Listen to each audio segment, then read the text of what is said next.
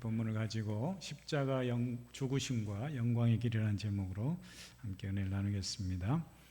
우리 무신론자들이, 하나님을 믿지 않는 사람들이 들으면 자기들도 우리를 이해하지 못한다고 할지 모르겠지만, 저는 이 하나님 믿지 않는 사람들, 영적 세계를 인정하지 않는 사람들을 보면 좀처럼 이해할 수가 없습니다. 최근에 제가 대학 친구와 함께 모임을 하나 결성을 했어요. 이름하여 간헐적 독서라고.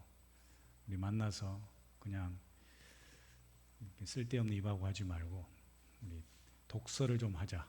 그래서 간헐적 단식이 있듯이 우리 책을 좀 읽자. 그래서 모임을 간헐적 독서라고 짓고, 지난달에는 마가복음을 읽고 한번 토론을 했고, 이번 달에는 유시민 씨가 쓴 문과생의 과학 공부라는 그런 책을 골라서 한번 읽고 있어요. 제가 한 중간쯤 읽은 소감은, 이 사람이 참 말을 잘하는 사람을 달변가라고 하는데 글도 이렇게 술술 잘 쓰는 사람이 있구나, 달필가구나 라는 그런 생각을 해보게 됐어요. 그런데 한 가지 아쉬운 것은, 글을 그분이 분명히 잘 썼는데 이분이 무신론자입니다. 신을 인정하지 않고 또 어떤 믿음, 영적 세계에 대해서 인정하지 않는 분입니다. 그래서 책 내용을 한번 간단히 정리해 보면, 인문학은 본인이 인문학자니까 인문학은 과학의 도움을 받아야 된다. 그래서 이제 새롭게 과학책을 섭렵하고 많은 것을 도전을 받고 책을 썼어요. 인문학자로서. 그러면서 중요한 단어 중에 하나가 거만한 바보라는 그런 이야기를 합니다. 그러니까 과학 쪽에 전혀 문외한인 사람이 전혀 관심도 갖지 않고 인문학이 전부인 것처럼 이야기하고 진리를 주장하고, 이런 사람들을 거만한 바보, 파인만 그 교수의 말을 빌려서 그렇게 이야기를 합니다. 그럴 수도 있겠다 싶어요. 그런데 제가 책을 한 중간쯤 읽다가 별로 이 사람이 이 믿음의 세계에 대해서, 신에 대해서 인정하지 않는 사람이니까 별로 깊이 읽고 싶지는 않더라고요. 결론은 뭐냐, 이 사람의 인간 이해, 나름대로 인문학자로서 과학의 지식을 뒷받침해서 인간 이해에 많은 도움이 됐다고 이야기를 하지만, 여전히 이 사람은 하나님을 모르는 반쪽짜리 인간 이해를 가지고 있다. 그래서 인문학자들을 거만한 바보라고 한다면 이 사람이야말로 교만한 바보 같다, 그런 생각을 해보게 됐습니다. 사실 우리가 인간을 조금만 들여다보면, 인간에 대해 근본적인 물음을 하다 보면, 우리 근원이 우리를 만드신 하나님과, 창조주 하나님과 또 창조 세계에 맞닿아 있다는 것을 알 수가 있습니다. 우리가 아무리 지적 탐구를 많이 하고 지식적으로 풍부한 이해를 가졌다 할지라도 영적인 세계를 모르고 또 신앙을 갖지 못한 사람이라면 그 사람은 반쪽짜리 인간 이해, 반쪽짜리 인생을 살고 있다고 밖에 할 수 없다라는 것이죠. 여러분, 우리 인생이, 우리의 삶이 보이는 부분만, 보이는 세계만이 전부라고 생각하는 것처럼 어리석은 일이 어디 있겠습니까? 그 보이는 세계도 우리가 다 이해하지 못하는데 보이지 않는 세계까지 우리가 부인하며 산다는 것은 큰 인생의 큰 부분을 놓치고 사는 것이죠. 정말 무지하고 어리석은 인생을 사는 것이라고 할 것입니다. 우리가 함께 오랜 시간 짐승과도 같이 살아도, 요즘 펫족이라고 그래서 집 가정마다 동물들을 많이 키우는데, 동물과도 이별하기가 그렇게 어렵다고 그러잖아요. 네. 어떤 요즘 그 동물 장례 업체가 있는 걸 아세요? 예. 잘 모셔다가 이렇게 보내드립니다. 돈을 치러서까지 그렇게 장례식을 치른, 오랫동안 정이 들어서 그런 마음이야 싶은 이해를 하지만, 그렇게 동물이 됐든 심지어 무생물이 됐든 오랫동안 그 차를 오래 타면, 그 차를, 제가 그런 걸 느꼈어요. 처음에 와가지고 그 조그만 비스토라는 경차를 탔는데 저희가 7, 8년 타다가 그걸 이제 처분하고 새로 차를 바꾸는데 굉장히 아쉽더라고요. 예, 아무것도 아닌 차인데도 정이 들어가지고. 그런데 동물이나 무생물과도 그런 관계 속에서도 우리가 쉽게 이별하지 못하는데, 한 인생의 영적 세계를 모른다고 한다면, 그 시간들, 그 세계를 거부한다면 우리 인생이 얼마나 참 허무하고 부질없고 무의미할까, 이런 생각을 해보게 되는 것이죠. 사랑하는 성도님들, 인간의 삶이 소중하다면 그 인생을 소중하게 지으신 창조주 하나님이 계심을 우리는 믿어야 할 줄 믿습니다. 창조주 하나님, 우리를 사랑으로 귀하게 창조하셨기 때문에 우리는 그 하나님의 사랑 가운데 그 영원한 세계, 그 영적 세계를 동경하면서 살아가게 되는 것이죠. 또 그 하나님께서 우리를 영원한 세계로 인도하시고 영생의 삶으로 인도하시는 줄 믿습니다. 그 믿음의 세계가 있기 때문에 오늘 또 우리를 구원하신 하나님, 우리에게 그 영생의 선물을 주신 하나님 앞에 나와 기쁨으로 예배하는 줄 믿습니다. 오늘 본문은 헬라인들이 예수님을 찾아온 이야기로 시작하고 있습니다. 명절에 예배하러 올라온 사람들이 있는데 그 중에 헬라인 몇이 있었다, 이렇게 되어 있어요. 헬라인이 사실 찾아온 것은 대수롭지 않은 이야기일 수도 있지만 굉장히 이게 의미심장한 이야기입니다. 왜 그럴까요? 유대인들이 예수님을 믿고 따르는 것도 쉽지 않은데 그 당시의 지식인들이요, 또 문화 시민이라고 할 수 있는 그들이 예루살렘에 찾아와서 예수님을 만나고자 한다, 굉장히 놀라운 사건입니다. 그들이 예루살렘에 찾아왔다는 것은 하나님을 믿는 사람들, 하나님을 예배하러 온 사람들이라는 것을 알 수가 있습니다. 그들이 고대 세계의 선진 시민이고 그 당시에 철학과 종교에 관심이 많고 그런 진리를 탐구하는 사람들이었음에도 불구하고 종교심을 가지고 나름대로 하나님을 인정하고 믿음을 가지고 유대교의 명절에 예루살렘을 찾아왔다는 것은 분명 귀한 일이죠. 그런데 그들이 예수님을 찾아와서 지금 예수님의 제자인 빌립에게 청을 하고 있습니다. 부탁을 하고 있습니다. 그 부탁 21절에 나오는데, 그들이 갈릴리 벳세다 사람 빌립에게 가서 청하여 선생이여, 우리가 주를, 예수님을 뵙고자 하나이다. 선생이여, 우리가 예수님 좀 뵙고 싶습니다. 이렇게 부탁을 하고 있다라는 거예요. 여러분 보세요. 지식인들인 헬라인들이 갈릴리 이 벳세다 어부 출신인 빌립에게 와서 선생님, 우리가 예수님을 좀 뵐 수 있을까요? 이렇게 부탁을 하고 있습니다. 그런데 우리나라 번역 성경에는 선생님 이렇게 번역이 되어 있잖아요. 또 영어에도 보면은 sir라고 해서 선생님으로 번역이 되어 있어요. 그런데 원문에는, 헬라 원문에는 퀴리에 이렇게 되어 있어요. 퀴리에가 뭘까요? 주님이란 뜻이에요. Lord. 빌립을 지금 뭐라고 부르고 있어요?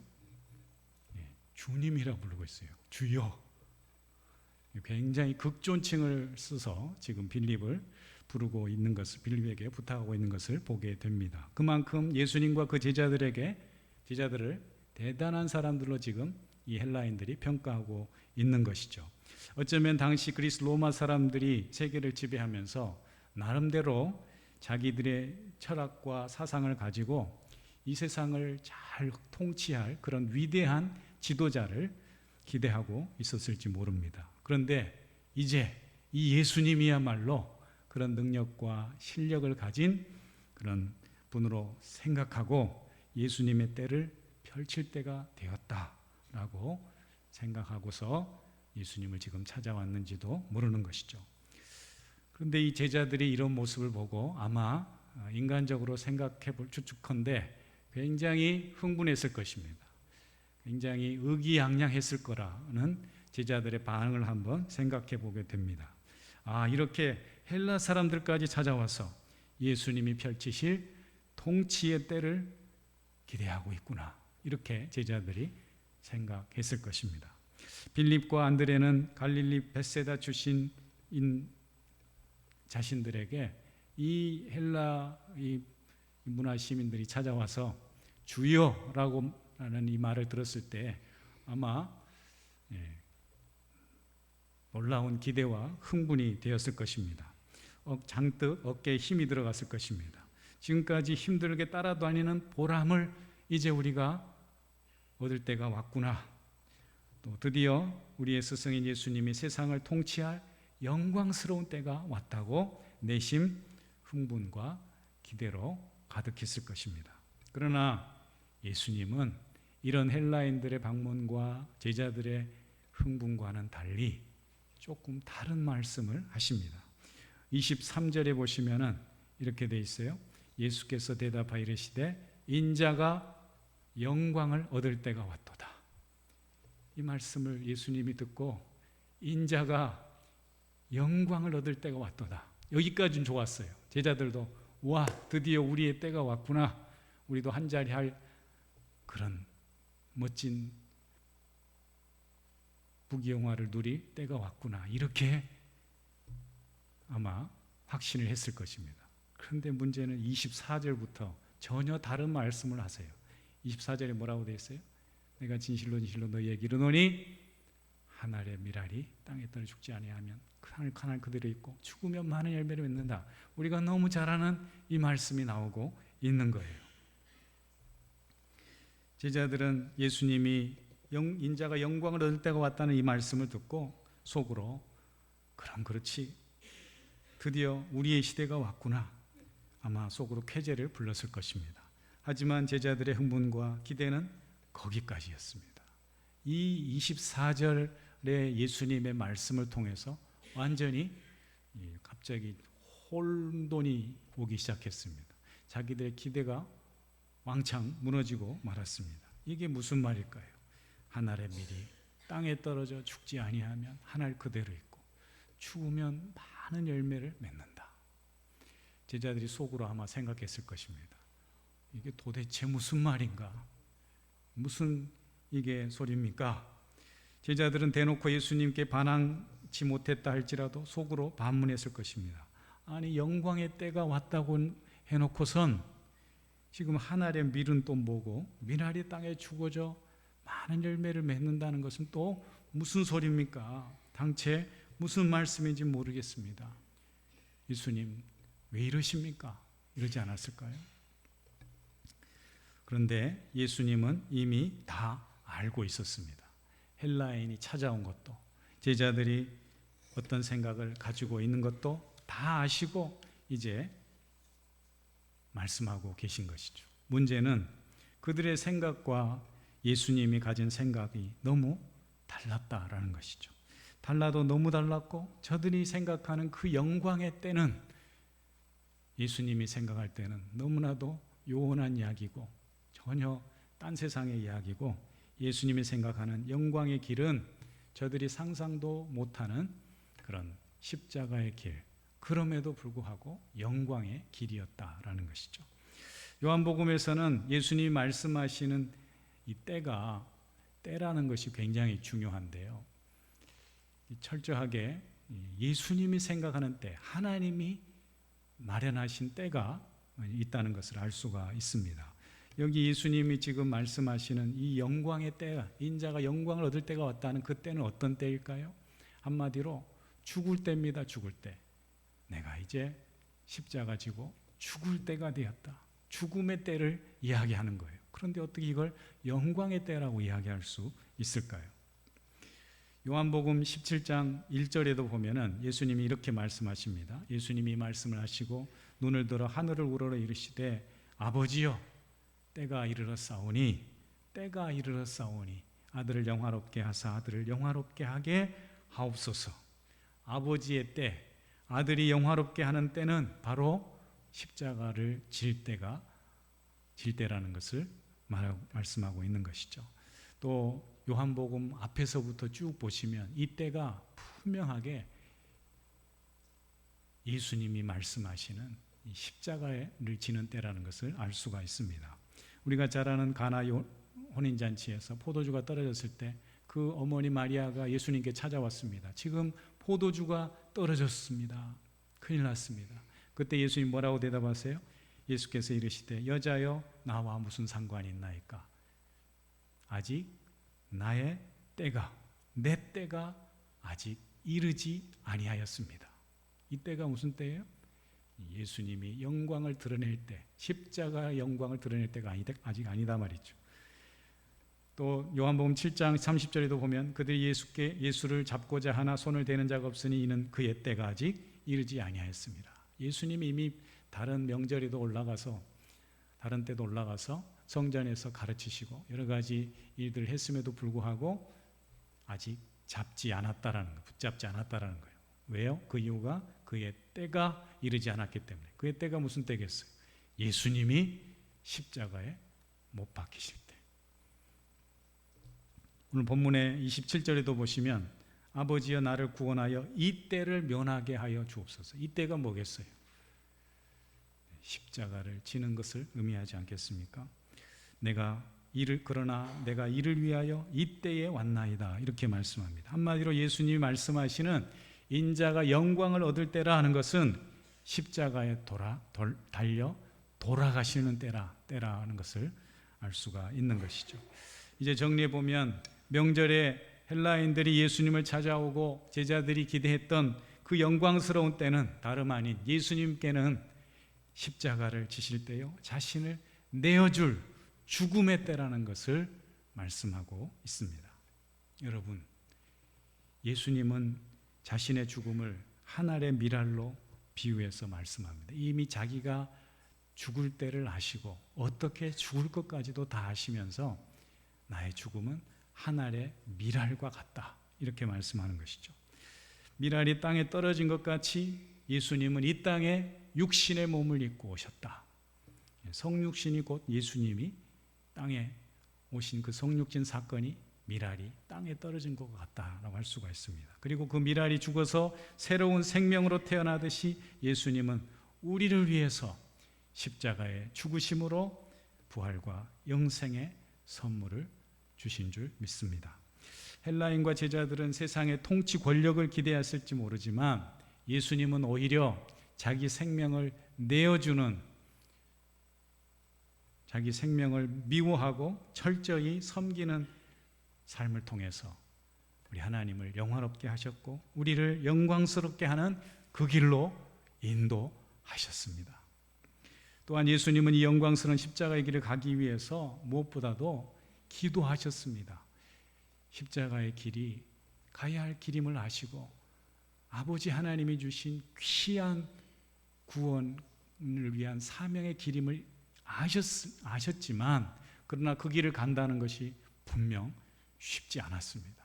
그냥 갈 수 있는 길이 아니었습니다. 그래서 오늘 본문의 27절에도 보면은 지금 내 마음이 괴로우니 무슨 말을 하리요? 왜 괴롭습니까? 이미 다 알고 있고 가기로 결단하고 있음에도 불구하고 왜 예수님의 마음이 괴롭겠습니까? 다른 번역 성경을 보니까 이 괴롭다는 표현이 스톰 토스드라 그래서 마치 큰 폭풍우가 지나간 그 피의 흔적과 같은 그런 마음을 이렇게 표현하고 있는 거예요. 지금 내 마음이 폭풍우가 휩쓸고 간 것 같다. 너무 괴롭다. 그런 뜻이에요. 영광의 길이지만 십자가를 지는 것은 너무나도 힘든 길이었습니다. 그래서 이 번민과 갈등을 끌어안고 예수님은 기도할 수밖에 없었습니다. 자신을 위해서, 그리고 모든 사람을 위해서 기도하셨습니다. 그리고 그 기도를 마쳤을 때 하늘로부터 소리가 들려왔습니다. 내가 이미 영광스럽게 하였고 또다시 영광스럽게 하리라. 즉 기도를 통해서 예수님은 순종을 결단하시고 또 우리가 그 예수님을 따르는 제자들로서 우리가 어떤 믿음의 길을 가야 할 것인지를 우리에게 말씀해 주고 있습니다. 사랑하는 성도님들, 영광스러운 삶을 살기 원하십니까? 영광스럽고 복된 믿음의 길을 가기 원하십니까? 그렇다면 오늘 예수님이 우리에게 말씀하시는 이 미랄의 삶, 섬김의 삶, 나를 죽여서 하나님을 영광스럽게 하는 이 삶을 위해 살아가시는 저와 여러분이 될 수 있기를 축복합니다. 예수님이 우리를 위해서 앞서 걸어가신 그 십자가의 길을 우리가 주목할 필요가 있습니다. 그 길은 실패와 수치의 길 같지만 진정으로 사는 길이요, 생명의 길이요, 승리의 길인 줄 믿습니다. 오늘 본 말씀을 묵상하는데 제 눈에 눈물이 흘러내렸습니다.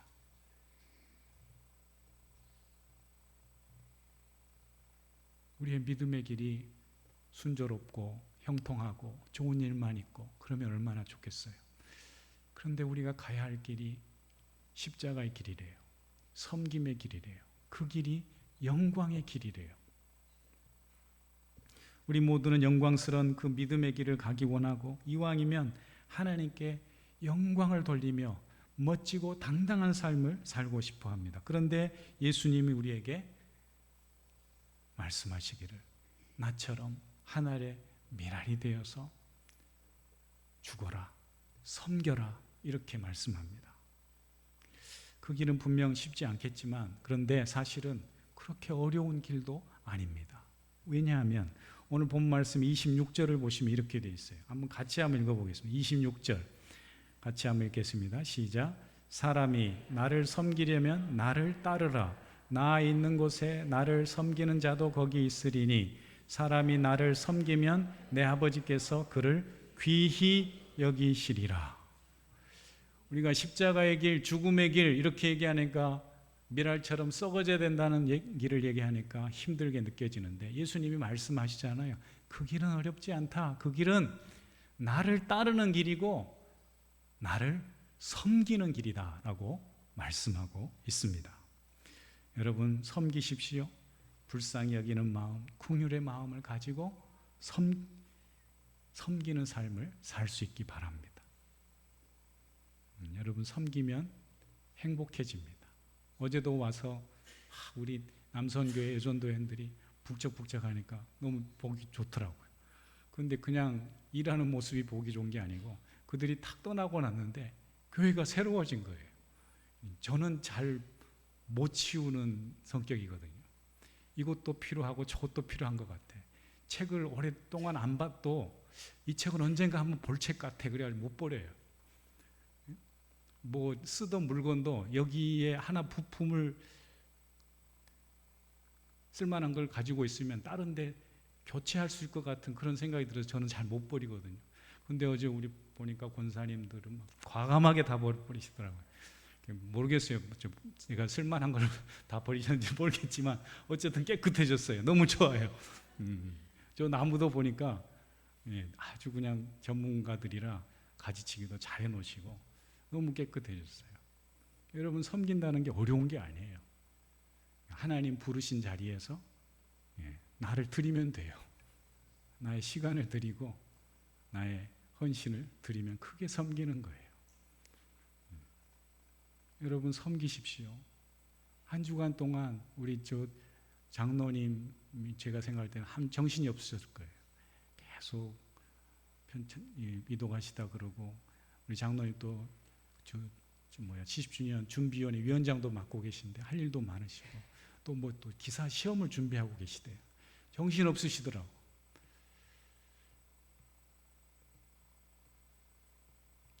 여러분 미리 우리 연세 드신 부모님들 계시면 미리미리 전도하시고 미리미리 빨리 구원도 확신도 시키시고 그러세요. 우리가 때를 우리가 주관을 못해요. 하나님 부르시면 언제든지 가야 돼요. 그런 가정이 만약에 부모님이 위독하시다거나 병원에 계시다거나 그러면 우리의 자리가 하나님 부르시는 자리가 어디겠어요? 섬김의 자리겠죠. 주님을 위해 섬긴다면 그런 연약한 분들, 병원에 계신 분들을 위해서 구원을 위해서 기도하는 것이죠. 연약한 분들이 있는 곳에 가서 섬기는 것이죠. 그것이 우리가 섬기는 삶이 아니겠습니까? 저희 어머니가 한 6, 7년 전에 돌아가셨는데요. 가끔 제가 하는 말씀이지만 왜 이렇게 어머니가 보고 싶고 어머니가 많이 기억에 남을까? 한마디로 섬김의 삶을 사셨어요. 평생을 가족을 위해서, 자녀들을 위해서. 마지막 병상에 계실 때 어머니가, 제가 휴대폰을 들고 찍었어요. 동영상으로. 어머니, 저희 자녀들과 우리 아이들 위해서, 손자들, 손녀들 위해서 하실 말씀이 있으면 해주세요. 마지막 해주세요. 그러니까 한참 긴 숨을 몰아내시더니 할 말 없다. 난 괜찮다. 너희들 건강하게 잘 살아라. 이렇게 말씀하셨어요. 그리고 그 병상에서 자신이 죽으면 뭘 해야 될지, 어떻게 자녀들이 뭐 나눌 걸 나누고 이런 것도 얘기하시고, 교회에 심지어 헌금 얼마 하고 나 죽으면 장례식 때 떡은 이렇게 해라, 이렇게까지 말씀하셨어요. 저희가 어머니 무슨 말씀하세요? 빨리 일어서야죠. 그런데 그 다음날 그렇게 말씀하시고 돌아가셨어요. 당당하게 여러분, 하나님 섬기면, 하나님 믿으면 그런 당당한 삶을 살게 되는 줄 믿습니다. 그 삶이 영광스러운 삶인 거예요. 여러분, 우리의 뜻과 포부를 가지고 내 생각대로 열심히 살아가면 자기 만족은 될지 모르지만 여러분, 그건 주님께 영광 돌리는 삶이 아니에요. 우리의 삶의 주인 되신 하나님께 영광 돌리는 삶은 예수님께서 우리에게 말씀하신 것처럼, 보여주신 것처럼 섬기는 거예요. 주님, 내가 주님을 잘 섬기고 싶습니다. 주님이 원하시는 그 섬김의 자리에서 하나님을 영광스럽게 하는 삶을 살고 싶습니다. 이 기도 제목이 저와 여러분의 기도 제목이 될 수 있기를 주님의 이름으로 축원합니다. 기도하겠습니다. 하나님 아버지, 우리 인생 한 번 왔다 떠나는 인생인데 무엇을 위해 살아야 합니까? 누구를 섬기며 살아가야 합니까? 우리를 창조하신 하나님, 우리를 구원하신 그 하나님을 진정으로 섬기며 하나님의 영광을 위해 살아가는 우리 모두가 되게 하여 주시옵소서. 예수님의 이름으로 기도합니다. 아멘.